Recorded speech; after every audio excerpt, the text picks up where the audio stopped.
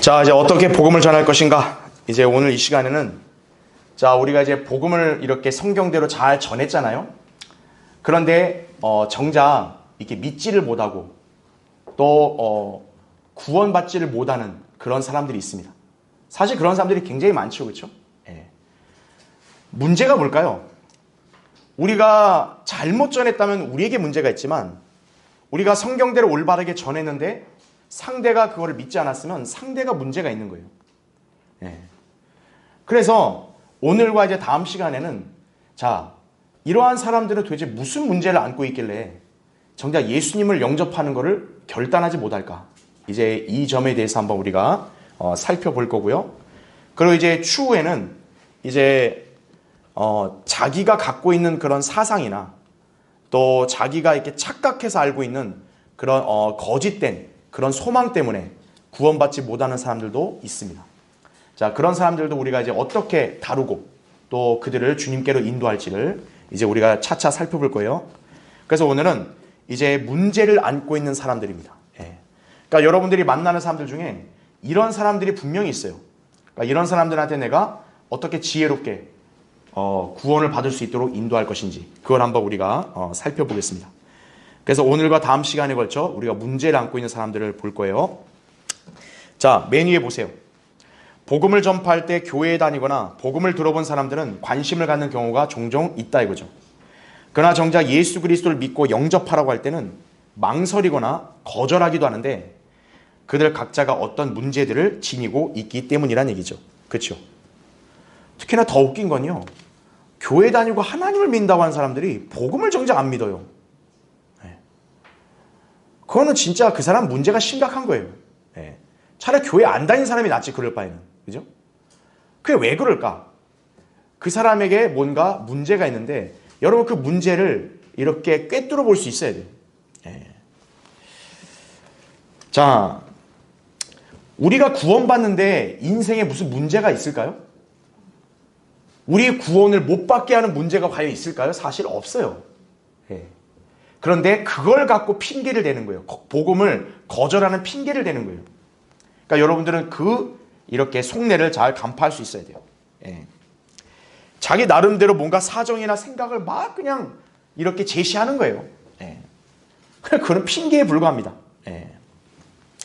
그래서 우리는 이런 상황에 직면할 때 먼저 그들에게 예수 그리스도의 필요성을 명확하게 느낄 수 있도록 제시해 주는 것이 효과적이라는 얘기죠.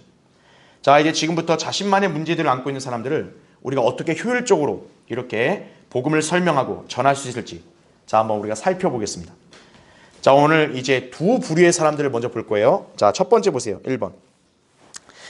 자의적인 겸손을 고집하는 사람들이에요. 예. 겸손이라 해서 다 좋은 게 아닙니다. 자의적인 겸손은 이거 역시도 하나의 교만이에요. 예.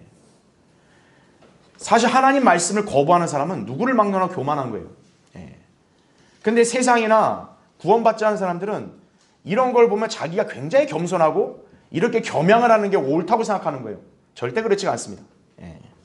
자, 이 자의적인 겸손을 이렇게 고집하는 사람들이 어떤 주장을 내세우면서 복음을 거절하는지를 한번 우리가 볼게요. 자, 먼저 괄호 1번 보세요. 자기는 너무 큰 죄인이라고 주장한다 이거죠. 나 같은 악한 놈은 없어요. 나는 구원을 절대 못 받을 인간입니다. 되게 자기가 겸손한 것 같죠, 그렇죠? 예. 자, 그런데 여러분 생각해 보세요. 예수 그리스도의 피가 어떤 죄는 용서를 하고 어떤 죄는 용서를 못 하나요? 아니거든요. 예. 그러니까 이것도 지금 뭐냐면은 이 사람은 지금 예수 그리스도의 보혈을 온전히 믿는 게 아니에요. 예. 그냥 이 복음 전한 사람이 얘기해 주니까 이게 좋은 얘기인데 난 너무 악한 죄인. 나 일생에 너무 잘못을 많이 저질렀다. 이렇게 얘기합니다. 자, 그럼 여러분 이제 그런 경우에 직면했을 때는 이런 사람들을 어떻게 설득하는 게 효과적이냐면 괄호 1번 보세요. 예수 그리스도께서는 그 어떤 죄인들도 구원하실 수 있음을 설명해 주는 거예요. 예. 선생님이 악한 죄인이요? 선생님보다 더 악한 죄인도 하나님은 구원해 주세요. 그렇게 얘기하는 거죠. 예수님께서 이 땅에 오신 목적은 마치 의사가 환자에게 필요한 것과 같은 이치라는 사실도 제시하면 좋다는 얘기죠. 예. 자, 디모데서 1장 15절에 나온 말씀이 그거죠. 그리스도 예수께서 죄인들을 구원하시려고 세상에 오셨다는 이 말씀은 신실하며 온전히 받아들이기에 합당하도다. 그럼 잘 보세요. 뭐라 그래요? 죄인들 중에서 내가 우두머리라 하는 거예요. 내가 우두머리. 선생님은 죄인들 중에 우두머리세요? 물어보는 거예요. 선생님이 그렇게 악해요? 네.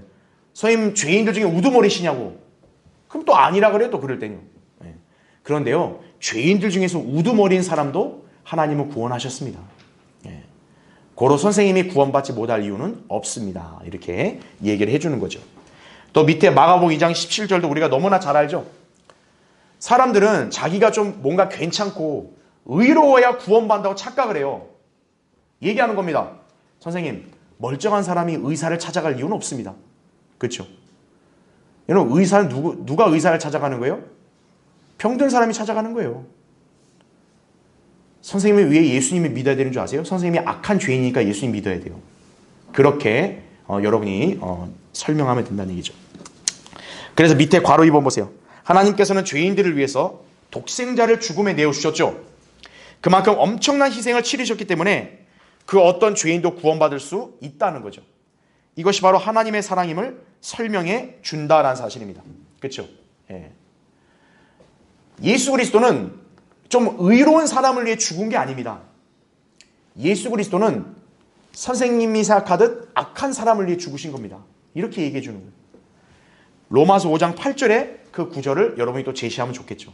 예. 우리가 아직 죄인이었을 때 그리스도가 죽었다는 얘기죠. 예. 그래서 하나님의 사랑이 그렇게 나타났습니다. 이렇게 설명을 해주는 거죠. 그래서 괄호 3번 보세요. 하나님께서는 살인자들, 간음자들, 절도범들, 그 외 어떤 죄인들의 죄들도 씻어줄 수가 있죠. 그렇죠? 여러분, 예수님의 피로 못 씻는 죄가 있나요? 없습니다. 예. 물어보는 거예요. 선생님 살인자세요? 또 그렇지 않다고 할 거예요. 그렇죠? 선생님 강간범이세요? 선생님 절도범이세요? 한번 얘기해 보세요. 그 정도는 아닌데. 그건 됐어요. 예. 살인자 강간범도 구원해 주시는데 선생님이라 구원 못 받을 리가 있겠습니까? 이렇게 얘기를 하는 것이죠. 그렇죠? 자, 그래서 하나님께서 뭐라고 얘기하셨는지 아세요, 선생님? 하나님이요, 인간들하고 변론하자고 도전을 하십니다. 즉 뭐냐? 인간의 죄를 없앨 수 있는지 없는지 하나님이 한번 토론해 보자 그러세요. 그러면서 그 밑에 이사야 1장 18절도 여러분이 기억해 주셨다가 제시하면 좋아요. 이제 오라, 우리가 서로 변론하자. 주가 말하노니 너희 죄들이 주홍 같을지라도 뭐라 그래요? 눈같이 희게 될 것이고 진홍처럼 붉을지라도 어떻게 돼요? 양털같이 되리라 이거죠. 예. 여러분 그 하얀 와이셔츠에 빨간색 액체가 묻으면 어때요? 이거 여간 지워지기가 쉽지 않아요. 그렇죠? 그렇죠? 그런데 어때요? 하나님은 완전히 빨갛게 됐어도 어때요? 눈같이 깨끗하게 할 수 있다 이거예요. 선생님이 죄 때문에 괴로우세요? 무슨 죄요? 모든 죄 다 갖다 들이밀어 보세요. 하나님은 깨끗하게 하신다고 그랬다고. 예. 그거를 여러분이 제시하면 되는 거죠. 예. 자, 맨 밑에 괄호 4번 보세요. 우리는 상대방에게 그렇게 큰 죄인이 아니라는 식으로 거짓 위로를 줄 필요가 없어요. 그러니까 뭐냐면 상대를 막 구원받게 하려고 아니에요 선생님 착한 사람이에요 막 그러지 마라 이거예요. 자기가 악한 죄인이라면 악한 죄인인 걸 우리도 전제하고 하면 돼요. 예.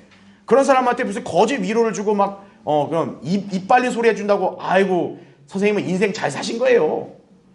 그렇게 하면 안 돼요. 그럼 왜 그러냐? 상대방이 그렇게 들었을 때 이 사람 나 꼬시는구나 이렇게 생각하는 거예요.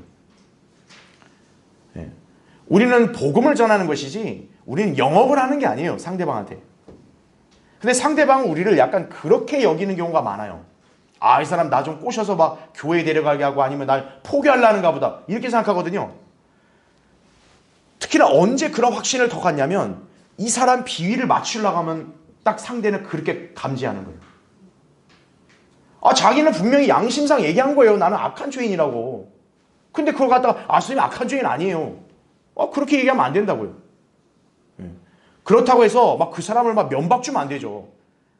맞아요. 당신은 인간을 참 개처럼 살았습니다. 이러면 우리 안 되죠, 당연히. 그러면 안 되는데, 그러나 중요한 건 뭐냐? 그 사람이 그렇게 얘기했으면 그 사람 얘기를 인정하면서 우리가 그런 죄인도 용서받을 수 있다고 그렇게 우리가 제시하는 게 효과적이라는 얘기죠. 그렇죠? 그래서 이제 맨 위에 보면 누구나 하나님 앞에 죄인이기 때문에 지금 그 사람은 성령님께서 죄의 찔림을 주시는 거예요. 예. 사실 제일 우리가 골치 아픈 인간이 누구냐면 죄가 없다고 빡빡 우기는 인간이에요. 예. 그런 인간은 진짜 골치 아파요. 그런데 오히려 이런 사람은 더 쉬워요. 차라리 이런 사람은 이렇게 자기가 악한 죄인이란 건 일단 신인했기 때문에 회개만 하면 된다고 그렇게 얘기하면 되는 거거든요. 예. 그래서 죄를 해결하고 구원받을 수 있다는 우리가 기쁜 소식을 전파해주면 되는 거예요. 예. 그러니까 이런 사람들 막 이렇게 너무 이렇게 이 사람이 절망에 있다고 해가지고 막 이 사람을 위로해 준답시고 그렇게 거짓 그런 위로를 하면 안 돼요. 예. 진정한 위로는 뭐냐? 당신이 죄인이면 당신이 지금 예수님을 믿을 적절한 타이밍이다. 그렇게 얘기해 주는 거죠. 오히려. 그렇죠. 예. 자, 그렇게 여러분이 이렇게 주장하는 사람들을 이렇게 대응하시면 되고, 자, 괄호 2번 보세요. 자, 이번에는 이 고집을 피우는 사람이 어떤 주장을 하냐? 마음이 완고하여 믿을 수 없다는 주장이에요. 지금 뭐냐면 난 믿지 못하겠어. 난 믿지 못하겠어. 막 이거예요. 예. 그게 뭐냐면은 이렇게 자기가 부끄럽지만 자기 마음에는 여전히 뭔가 완고함이 있는 거예요. 예.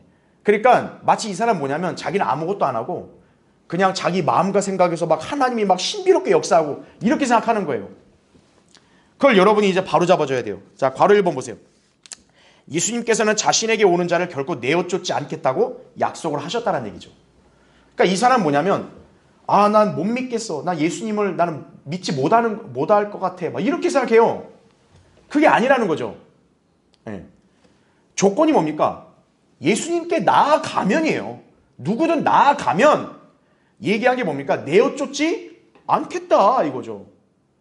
그러니까 이런 사람들은 약간 자신감이 없고 자격지심이 있는 거예요. 설마 내가 믿을 자격이 될까? 내가 믿을 수 있을까? 성경의 말씀 뭡니까? 누구든지 오라는 거예요. 오라. 내어쫓지 않겠다. 이거죠. 예수님께서 자신의 죄를 위해 십자가에 피 흘려 죽으신 사실을 단순하게 믿고 그분을 자신의 구주로 영접하면 구원받을 수 있다는 사실을 설명을 해주는 것이에요. 그 다음에 괄호 2번 보세요. 그러니까 이 사람이 이제 자기 마음을 얘기하잖아요. 나 마음이 막 동하지 않아? 나 막 마음이 이렇게 딱 이렇게 뭔가 자기가 뭐 이렇게 느낌이나 이게 좀 있어야 되는데 없다 이거죠. 자, 그럴 때 얘기해 주는 거예요. 하나님께서는 우리의 돌 같은 마음을 어떻게 바꿔요? 살 같은 마음으로 바꿀 수 있는 분이다. 이걸 설명해 주는 거예요. 예. 야, 내 마음이 좀 그래. 그럴 때 하나님이 선생님 마음을 변화시켜요. 선생님 마음이 뭔가 좀 이렇게 딱딱하고 뭔가 무감각하고 그러죠? 예수님 믿으면 선생님 마음이 살같이 부드러워집니다. 이렇게 설명을 하는 거예요.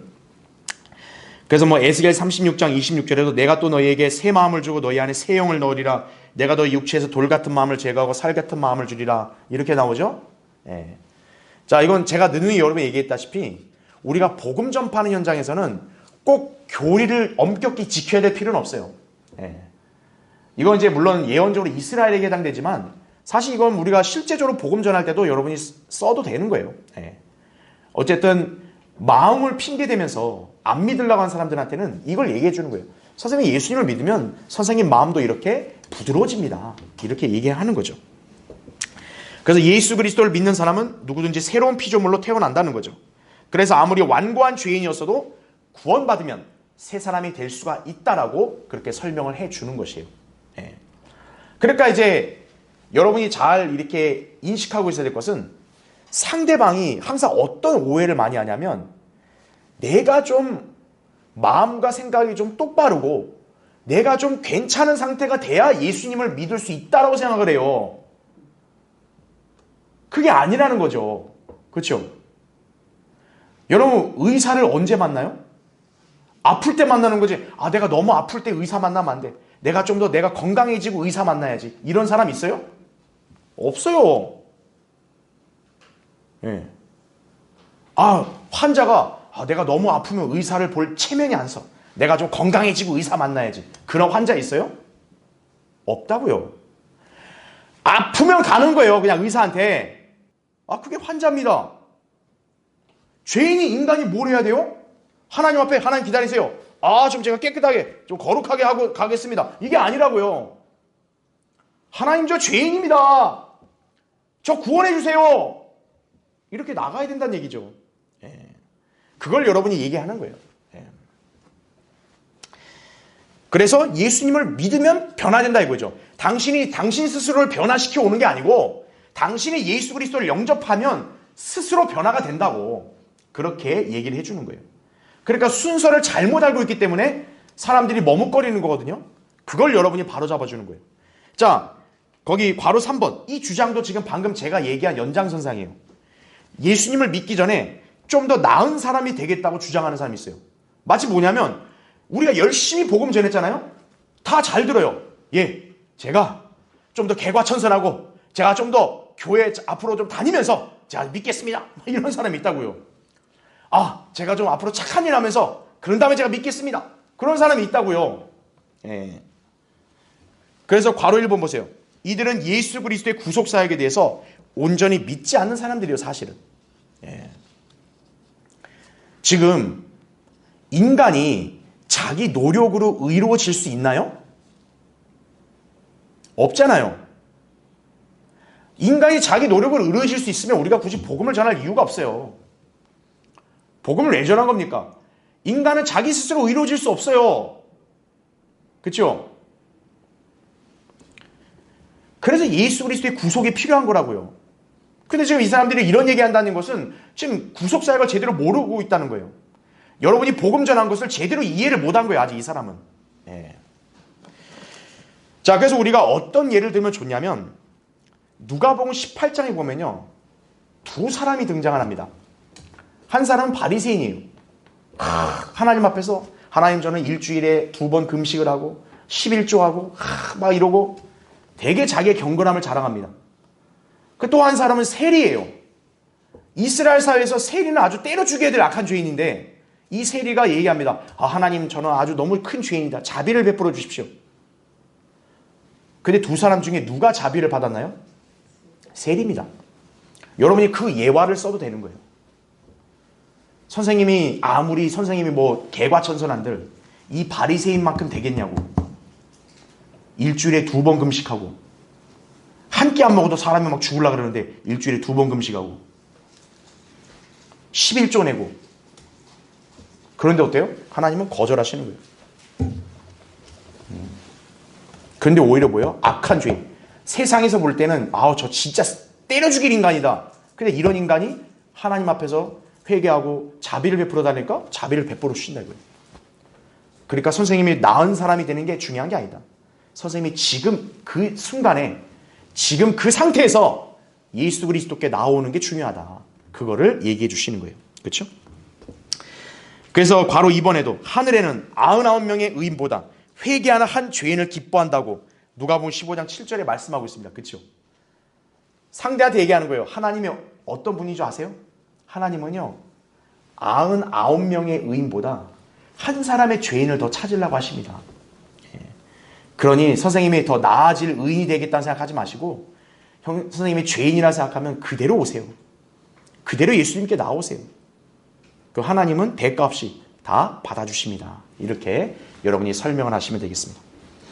자, 바로 이런 부류의 주장을 하는 사람들이 뭐냐면 자의적인 겸손이에요. 예.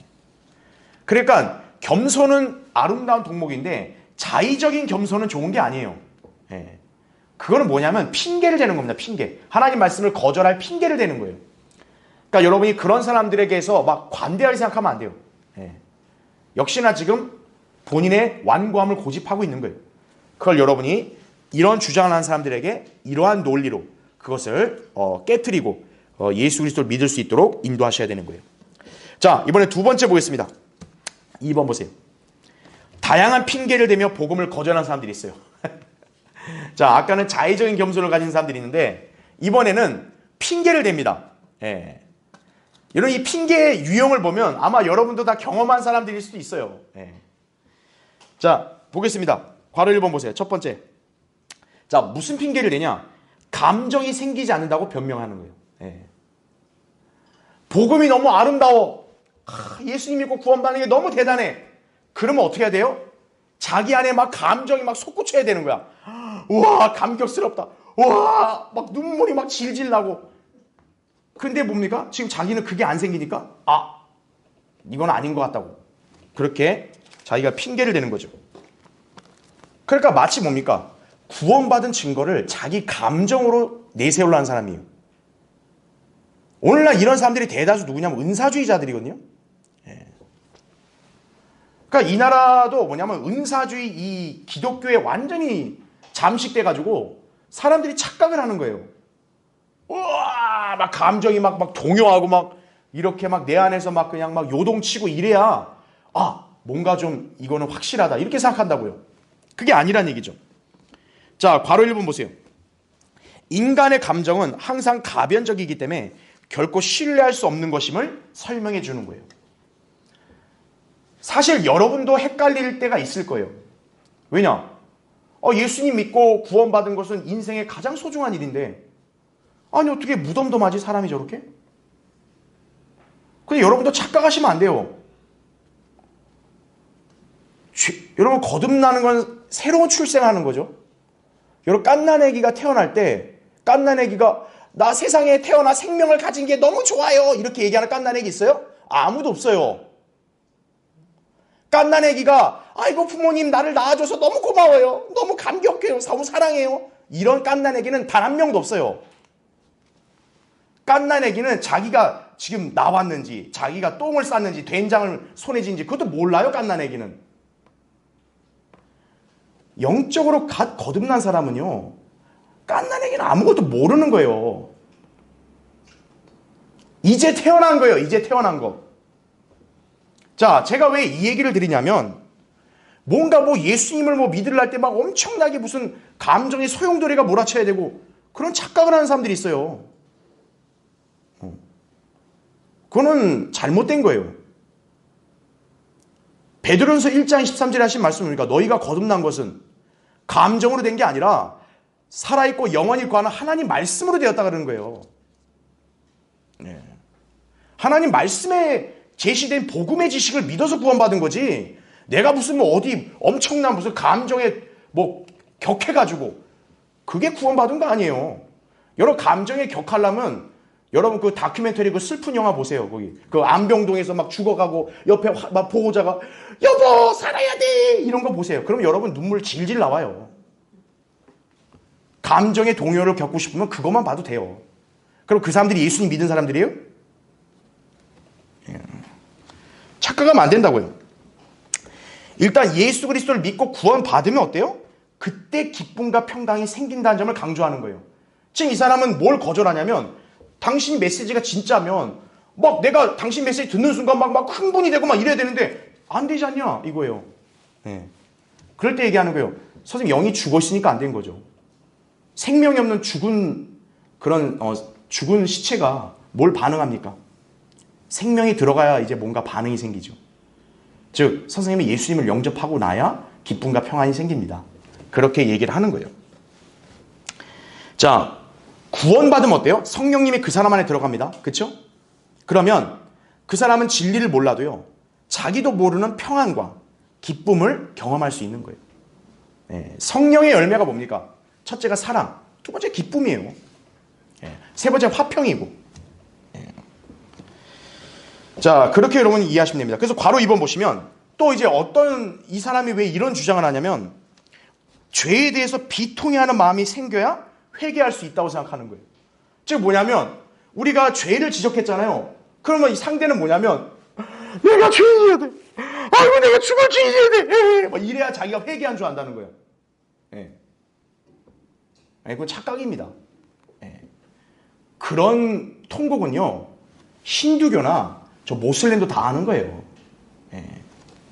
근데 이 상대는 뭐냐면 역시나 우리가 전하는 복음을 하나의 종교로 치부하니까 그러는 거예요.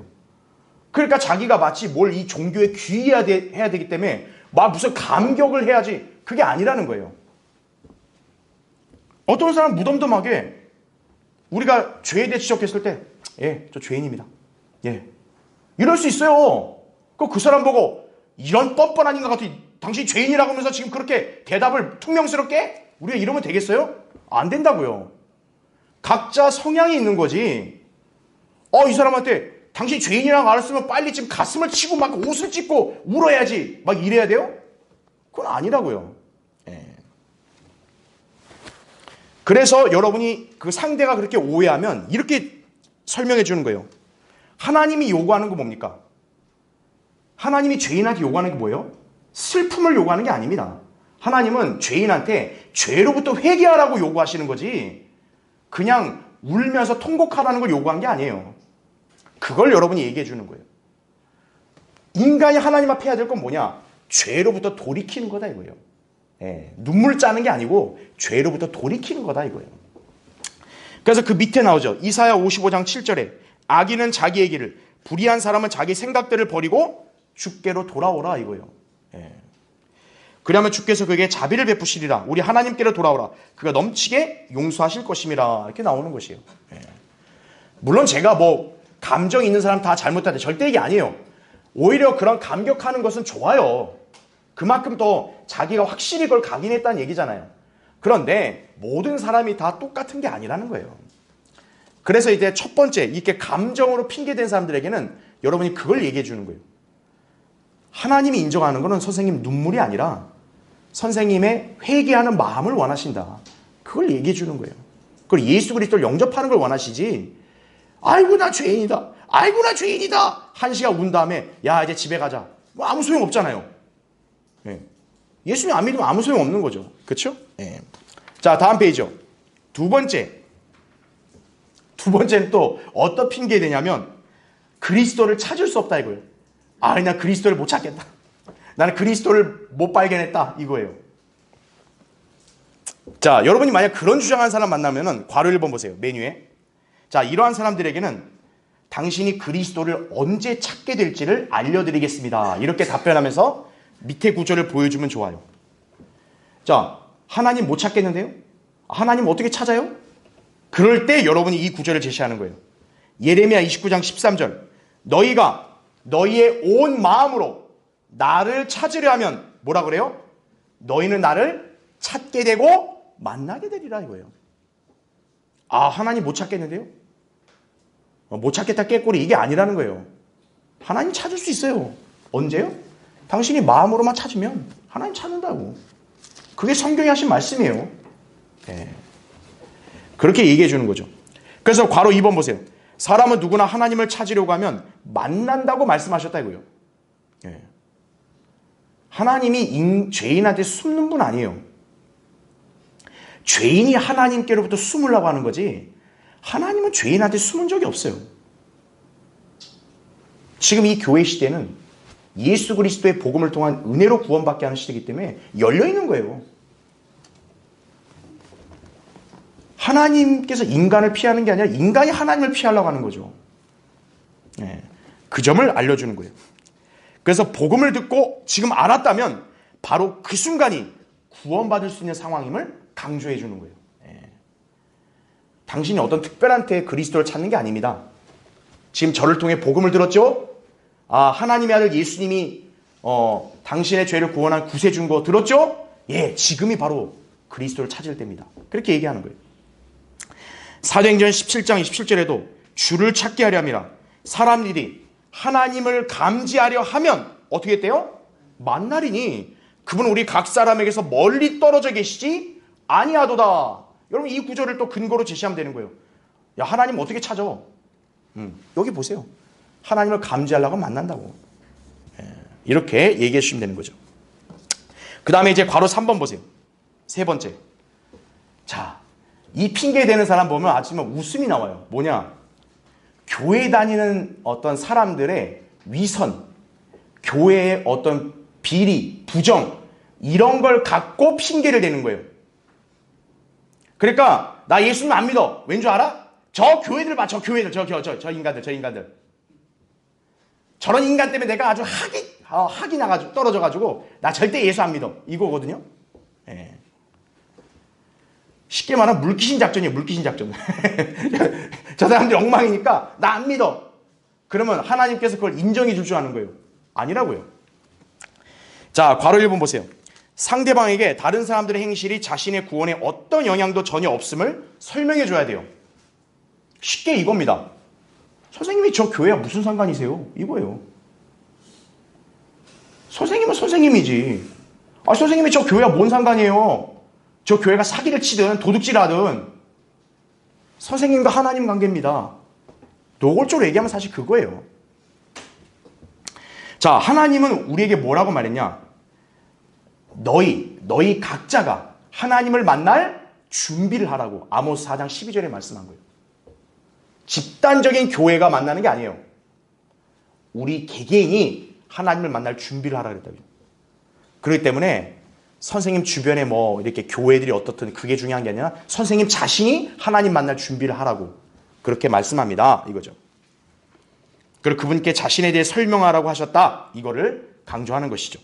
그래서 괄호 2번 보면 하나님께서는 각인이 행한 대로 그대로 갚아주시는 공의의 하나님이심을 설명하는 거예요. 즉 뭐냐면 이런 교회들의 위선과 가증함 이거를 막 학을 뗀 사람들한테는 우리가 이걸 얘기해 주는 거예요. 선생님, 하나님은요 굉장히 공평하시기 때문에 그 사람의 행위에 따라 다 갚아주십니다.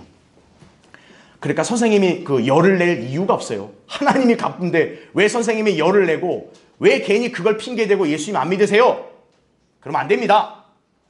선생님이 중요하지 저 교회가 중요합니까? 이렇게 얘기하는 거예요.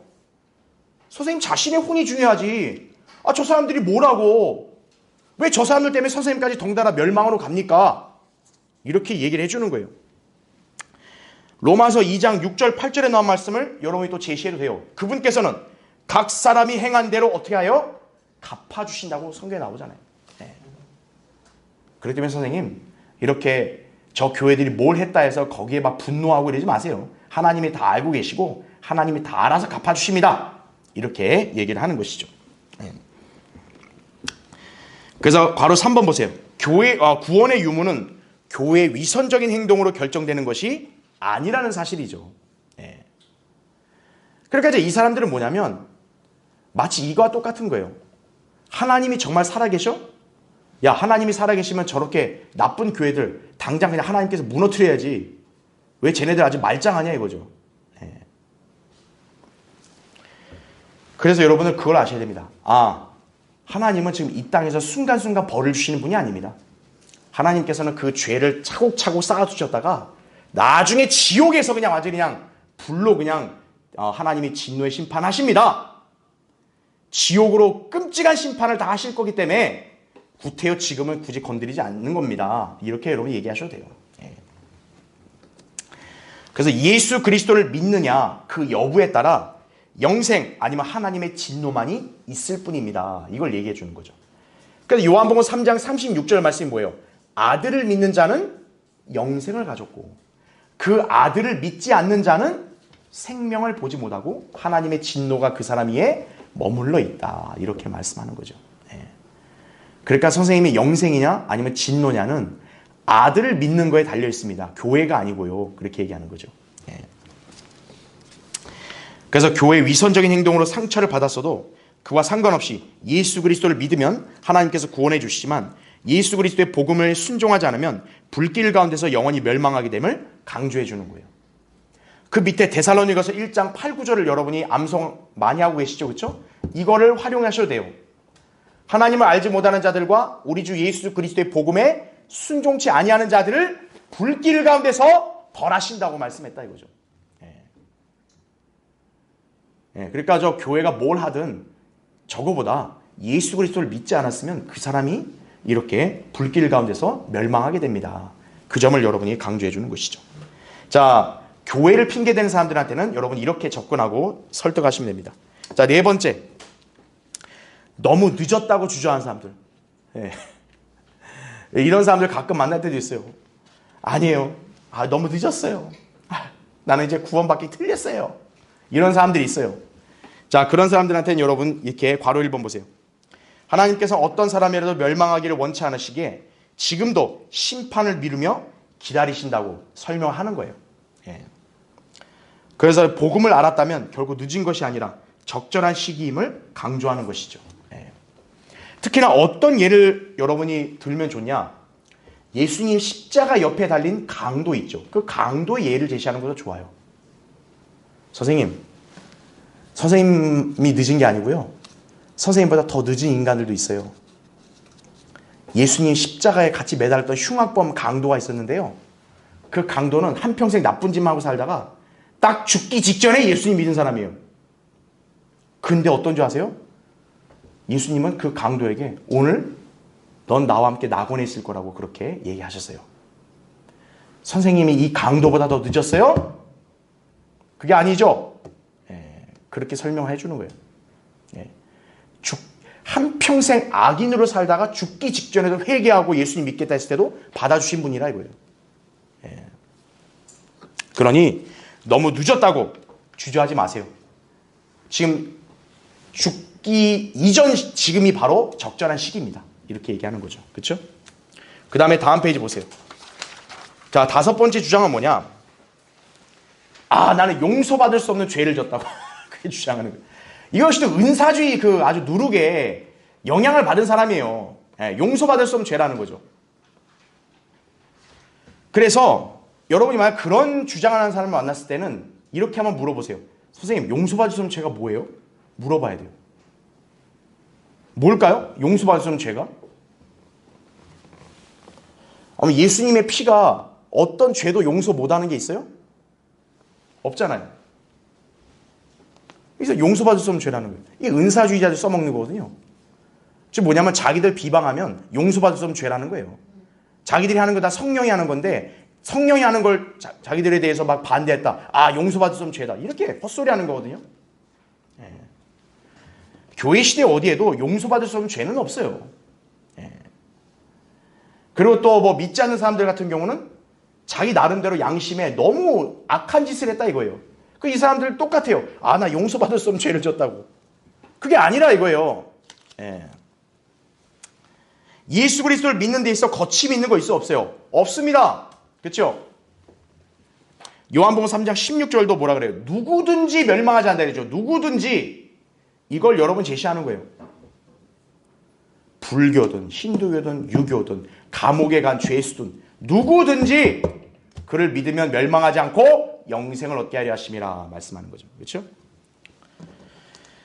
자, 근데 이제 이런 주장하는 사람들이 보통 은사주의 교회 다닌 사람들이 주장하는 경우가 있어요. 간혹. 그러니까 여러분이 만약 그런 사람하고 이렇게 응대를 할 때는 만약 그 사람이 그런 생각을 갖고 용서받을 수 없는 죄를 얘기했을 때는 거기 괄호 2번 그걸 설명하시면 돼요. 용서받을 수 없는 죄가 성경에서 뭔지 아세요?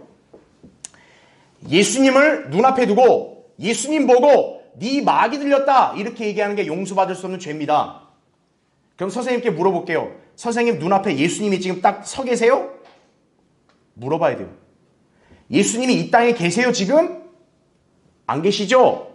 그래서 선생님은 이 죄를 못 짓습니다. 이렇게 얘기하는 거예요. 그렇게만 간단하게 얘기해 주는 거예요. 마가복음 3장에 나온 거 그거거든요. 바로 인자신 예수님을 눈앞에 두고 너 마귀 들렸다고 이렇게 얘기하면 그게 용서받을 수 없는 죄예요. 그러니까 교회 시대는 지금 그 죄를 지울 수 있어 없어요? 지울 수 없어요. 예수님이 이 땅에 안 계신데 어떻게 예수님을 눈앞에 어떻게 둬요 자기가. 이 죄를 지울 수 있는 경우는 두 가지예요. 초림 때하고 천년왕국 때입니다. 천년왕국 때는 예수님 눈앞에 계시니까. 그 외에는 이 죄는 어디에도 적용될 수가 없는 거예요. 예수님이 안 계신데. 그래서 은사주의자들의 그런 농단이기 때문에 여러분이 간단하게만 설명하면 되고요. 근데 이제 대다수는 뭐냐? 용서받을 수 없는 죄라고 했을 때는 자기 일생에 나쁜 짓 그거를 보통 생각하는 사람들이 많아요. 그러니까 그런 사람들한테는 예수님의 피는 모든 죄를 다 씻는다. 그렇게 여러분 얘기하시면 되는 거죠. 자, 그래서 굳이 용서받지 못할 죄는 한 가지가 있다고 얘기하면 됩니다. 여러분 뭐예요? 용서받지 못할 죄 한 가지 딱 굳이 꼽으라면 예수 그리스도를 믿지 않는 죄예요. 요한복음 16장 9절에 나온대요. 죄인이 지옥에 가는 죄는 오직 한 가지예요. 예수 그리스도를 영접하지 않은 죄입니다. 선생님이 용서받지 않는 죄를 얘기하는데 이거 안 하면 그거야말로 용서받지 않는 죄입니다. 그걸 얘기하는 거예요. 자, 6번 보세요. 이번에 또 하나님 탓을 하는 인간이 있어요. 하나님 처사가 불공평하다. 인생이 불공평하다. 그래서 나 안 믿겠다. 이거죠. 참 별소리를 다 하는 인간들이 있어요. 그러니까 뭐냐면 자기 딴에는 억울한 걸 많이 겪었다 이거예요. 근데 하나님이 살아계시면 어떻게 이럴 수가 있냐? 이거죠. 그죠? 자, 그럴 때 여러분이 로마서 9장 20절을 이렇게 제시해도 좋아요. 이 사람아, 내가 누구게 하나님께 대꾸하느냐 이거죠. 그렇죠. 지음을 받은 것이 지은 이에게 어찌하여 나를 같이 만들었느냐고 말할 수 있겠느냐 이거죠. 그러면서 괄호 2번에 그 얘기를 해주는 거예요. 선생님 생각해 보세요. 하나님이 우리 인간보다 높은 창조주 아니에요? 근데 선생님의 생각과 선생님의 어떤 그런 판단대로 하나님이 움직이면 그 하나님이 선생님보다 높은 신이 될 수 있겠어요? 그렇게 얘기하는 거예요. 그렇죠. 아니, 인간이 하나님의 의도와 뜻을 다 이해하고 다 그걸 간파할 수 있으면요. 인간하고 하나님 차이가 뭐예요, 대체? 그렇죠? 우리가 뭐하러 그런 하나님 믿어요? 우리랑 어차피 똑같은 거 아니에요? 우리가 다 그 하나님의 생각과 의도를 다 안다면? 아니라고요. 인간하고 하나님은 벌써 차원이 다른 거예요. 그래서 선생님, 우리 인생에서 일어난 여러 가지 문제들을 하나님이 알지만 인간이 모르는 게 많을 수밖에 없는 겁니다. 그걸 얘기하는 거예요. 이사야 55장 8절 9절도 좋죠. 하나님 생각이 우리 생각보다 높다 이거죠. 그 구절을 제시해도 되고, 또 괄호 3번에 보면 욥기 40장 2절 전능하신 분과 더불어 다투는 자가 그분을 가르치겠느냐, 하나님을 꾸짖는 자로 그것을 대답하게 하라. 욥의 상황을 제시하면서 누구도 그렇게 하나님과 다투어서 논쟁할 수 있는 사람이 없다 이거죠. 그렇기 때문에 하나님의 처사는 완벽하기 때문에 굳이 그걸 갖고 선생님이 구원받는 것을 이렇게 거부하지 마십시오. 이렇게 얘기하는 거죠. 마지막 7번째, 성경이 이해가 안 간다고 주장하는 사람. 아유, 성경 모르겠다고. 이해가 안 간다 이거예요. 그럴 때 여러분은 어떻게 얘기하면 돼요? 거듭나지 않은 자연인들은 당연히 하나님 말씀을 이해할 수 없다. 그걸 설명하는 거죠. 선생님, 당연한 겁니다. 선생님이 성경 이해 못하는 거 당연해요. 왜? 선생님 영이 죽었는데 뭘 성경 어떻게 알아요? 선생님 안에 성령님이 안 계신데 어떻게 성경을 압니까? 이해합니까? 그래서 뭡니까? 선생님이 예수님을 먼저 영접해야 선생님 안에 성령님이 들어와서 성경을 이해할 수 있게 됩니다. 그거를 얘기해 주는 거죠. 그렇죠? 네. 그래서 하나님께 지혜를 구하면 성경을 깨달을 수가 있습니다. 그렇게 설명을 해주면 된다는 얘기죠. 그렇죠? 네. 자, 그래서 오늘 이 시간에 이제 여러분이 다양한 핑계를 대는 사람들, 복음을 거절하는 사람들을 살펴봤어요. 사실 뭐 그 외에 여러 가지가 있겠지만 사실 어떻게 보면 이 범주 안에 다 속한다고 봐야 돼요. 여러분이 오늘 이 노하우를 잘 기억해 주셨고 또 반복해서 숙지하신 다음에 여러분이 이게 실제적으로 누구한테 복음을 전할 때도 이러한 유형의 사람을 부딪혔으면 여러분이 또 지혜롭게 그런 사람들을 잘 설득해서 복음을 전할 수 있어야 한다는 얘기죠. 그렇죠? 자, 다음 시간에 계속 또 이어서 하겠습니다.